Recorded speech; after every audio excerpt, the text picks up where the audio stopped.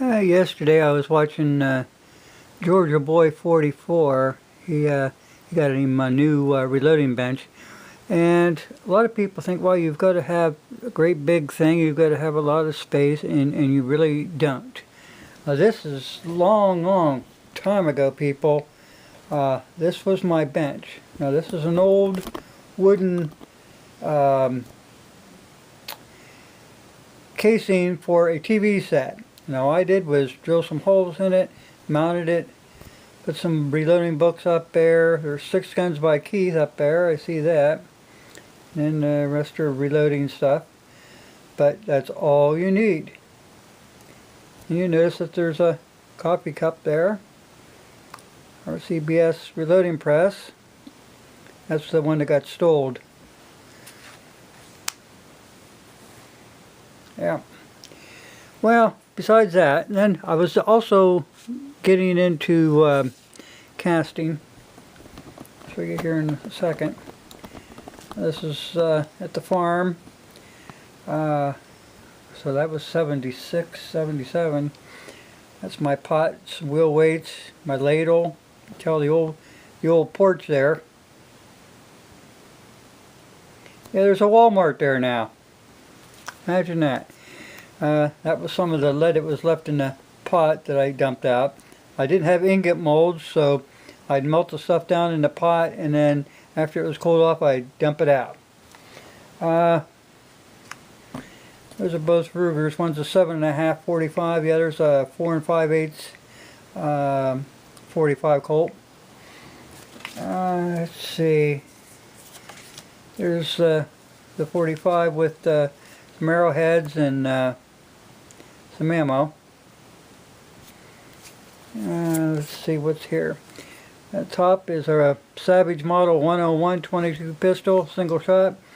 Second one's a Smith & Wesson Model 13 357 in 45. And let's see, what do we got here? We got the 22, 45, and 45.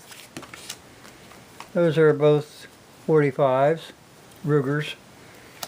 There's a Colt single action 22 revolver. It had the 22 mag cylinder with it. That is a Ruger standard model Mark 1.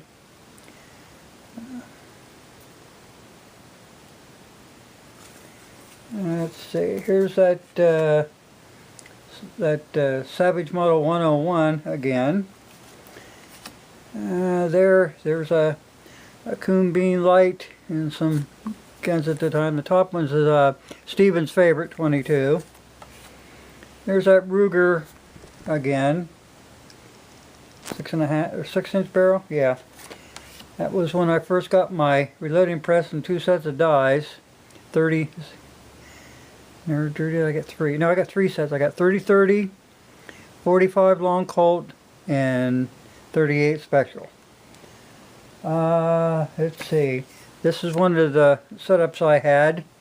Let me get some of the stuff out of the way. Now that's I converted it used to have a wheel in there for like grinding, and you pedaled it for sharpening stuff up.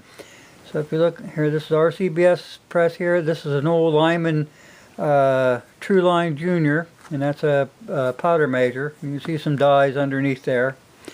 This is a Lyman 310 die set. It's the it was a 310 tool and the dies.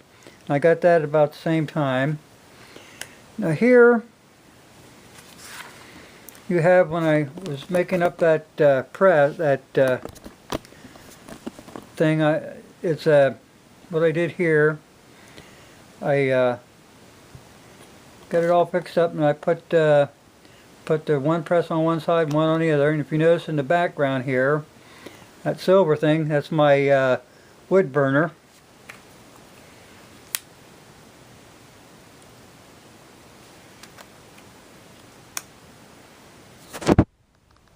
That's all it takes. It don't take a whole lot of space to reload. It really doesn't. Here's a putter measure.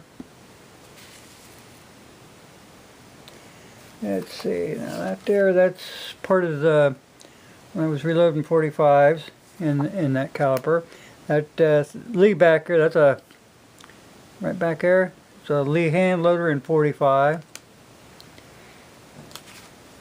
Yeah, that was a deer I got that year. Let's see what else we got. Oh, there's some ducks I made. Let's see here. Let's get over here. That's 2 Lyman 450 lube resizers. You notice the different color? When they first come out they were blue and then they went to yellow. Yeah, it's kind of like the same here. Let's see what else. What else we got? We got, there's some old tumblers.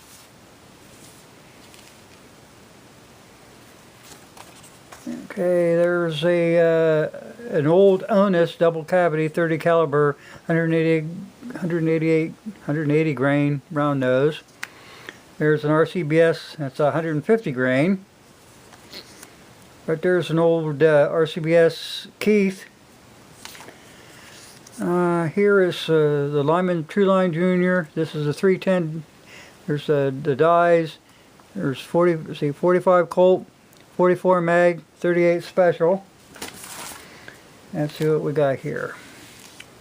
There's some 7.62 by 54. Some bullets, some cast bullets there, and some bullet lube. Here's some molds.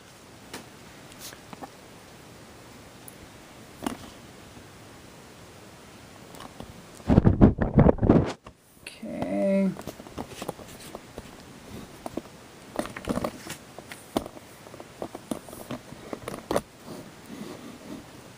Yeah. Okay, here, I want you to look at the price here. This is the RCBS 45 Colt 255 grain Keith, and notice the price, $12.95. That was back in the day. Here's some more molds and stuff. Here's some brass getting tumbled. Here's the way we used to lube and resize things. We'd stick them in a little pan, melt the grease around it, and then these little things here, like here, those things there are the resizers. And you take your, after you get your bullet out of there, you put it in there and you take a hammer and you pound the thing through while you use a mallet. Like I said, it doesn't take a whole lot. I used an old cabinet from a TV set and mounted my press on that. And then a few years later, I got divorced and I got custody of my kids, and life went on after that. So anyway, that's what's going on. I wanted to make a real quick video. Like I said, it doesn't take a whole lot to reload. My reloading stuff and a bunch of firearms disappeared in the middle of the night while I was at work. I worked from 3:30 until 4 in the morning, and I was single, and when you're single, there's nobody home, and people know what you got in your house, you really gotta watch. Trust nobody. Trust no one. So they walked off with a whole mess of reloading stuff, and that's why you don't see any reloading videos and firearms and stuff on my channel, because I don't have them anymore. Yeah, someday maybe I'll get back around to doing it again. But yeah, you know, the funny thing is, they left the muzzle loader. They didn't take it. They took everything else, but they didn't take the muzzle loader. They even took my, what do they call that thing? The microwave. Of all things, they took my microwave. They didn't take my TV because it was an old black and white, so they left it. So anyway, guys, wanted to give you a quick rundown on it. It doesn't take a whole lot a space to reload. Don't fall into that trap, and get out there and do something. Buy a lot of equipment and keep your mouth shut about it. Hide it. Put it under lock and key, and maybe you can hang on to it. Thanks for watching.